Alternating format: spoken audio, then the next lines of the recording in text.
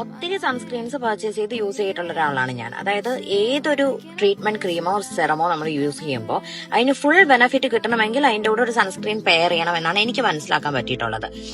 അതായത് ഇപ്പൊ നിങ്ങൾ പിഗ്മെന്റേഷൻ ആണെങ്കിൽ, ആക്നെ ആണെങ്കിലും, ഹൈഡ്രേഷൻ ആണെങ്കിലും, എന്താണെങ്കിലും സൺസ്ക്രീൻ വെച്ച് പെയർ ചെയ്യുമ്പോൾ ഭയങ്കരമായിട്ട് റിസൾട്ട് കിട്ടാനായിട്ട് എനിക്ക് ഫീൽ ചെയ്തിട്ടുണ്ട്.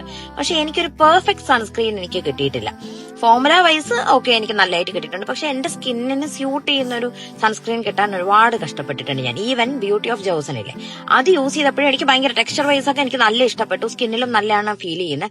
പക്ഷെ മന്ത്ലി ഒരു 1500 കൊടുത്തൊരു സൺസ്ക്രീൻ വാങ്ങിക്കണോ എന്നുള്ളത് ഒരു ഡൗട്ടുള്ള കാര്യമാണ്. അങ്ങനെ ഞാൻ ഇപ്പൊ റീസെന്റ് കുറച്ച് നാളായിട്ട് കുറച്ച് മാസങ്ങളായിട്ട് ഞാൻ യൂസ് ചെയ്യുന്നതാണ് സൊലയർ എക്ലിപ്സ് സൊലയർ എന്ന് പറഞ്ഞിട്ടൊരു സൺസ്ക്രീൻ. ഞാനിവിടെ കൊടുത്തേക്കാം. എനിക്ക് ഭയങ്കരമായിട്ട് വർക്കായ സൺസ്ക്രീൻ. ഈവൻ എനിക്ക് ബ്യൂട്ടി ഓഫ് ജോസിനെക്കാളും ഇഷ്ടപ്പെട്ടത് ഈ സൺസ്ക്രീൻ ആണ്. ഇതൊരു മിനറൽ സൺസ്ക്രീൻ ആണ്, പക്ഷെ നമുക്ക് മിനറൽ സൺസ്ക്രീൻ ആയിട്ട് തോന്നില്ല.